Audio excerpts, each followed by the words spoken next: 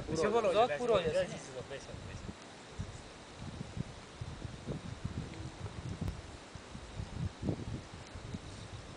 मंदिर मस्जिद इधर फेरो इधर फेरो असी जो लेटे देंगे तेरे बिच आउं थोड़े थोड़े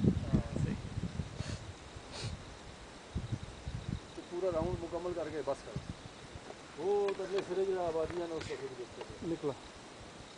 देखो अगर कितने कर सकते तबसरा कराना है करा के ना मेरे को मैं इसको बेहतरीन तबसरा कर दिया पहले नहीं है ना तकरीबन 35 साल ये अगर साड़ी ये जनाब तकरीबन ये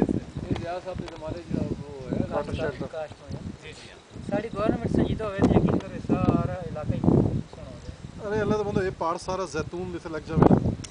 कलम कलम लग जावे इस तरह जैतून दी ते वो पैदावार इथों निकले ये लोग रिच हो जाने इस इलाके दे लोग रिच पूरा दी किस्म गुरबत ही खत्म हो जाए। ये छप्पे को लगे की तो लगे ने छप्पे को पीछे जंगल चले सारी होता है खाली पता नहीं लगदा क्यों नहीं पन जंगली लगदा ते अगर सुबह अलग हो जाए मेरा ख्याल तरक्की कर जाए। डालडा खत्म हो जाए तुसी खाने च तेल इस्तेमाल करो जनाब उस बीमारी कोई नहीं है कोई बीमारी जैतून का तेल इकल तो साम नहीं सा क्यों दे रही है इधर ही सही है जैतून का तेल जो है ना एक उम्दा खुराक और ऐसा मुकम्मल कर रहा हूं इस्तेमाल कर देना वैसा स्पेनिश औरतों की जल्द देखो ना जनाब इतनी चिकनी होती है बंदा खा नहीं सकता।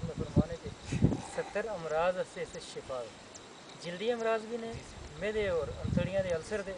अमराज ये डलता है ये सारा सेक्स से अमराज में सारा जान छोड़ देती है इससे जरूरत ही न रहे ना।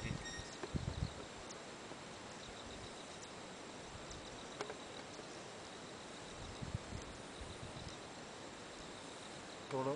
रोज की आवाज़ पे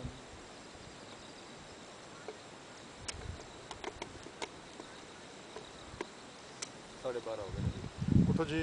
डॉक्टर साहब ऐड जेड़ा इस गुफ्तगू बाद कर सकते हाँ वो मैं मतलब तबसरा कर सकता इकबाल का तबसरा चा करना नहीं वो बाद च इंसान हुन इस रिमूव फिर डॉक्टर साहब लम नहीं लगे मैं दसा चलो पेज जैसा मैंने रिकॉर्ड करके तबसरा जज़ाकल्लाह। ये जनाब ये पीर साहब ने मेरे को ये अजीज़ साहब ने मेरे बहुत प्यारे बेस्ट ज़िंदगी का सफ़र एंजॉय फॉर सेल्फ ज़िंदगी फिर कभी मिले ना मिले फिर चला गई वो देखो कुछ कह रहा है हाँ है फिर मिलेंगे you come back here I just to like thank you.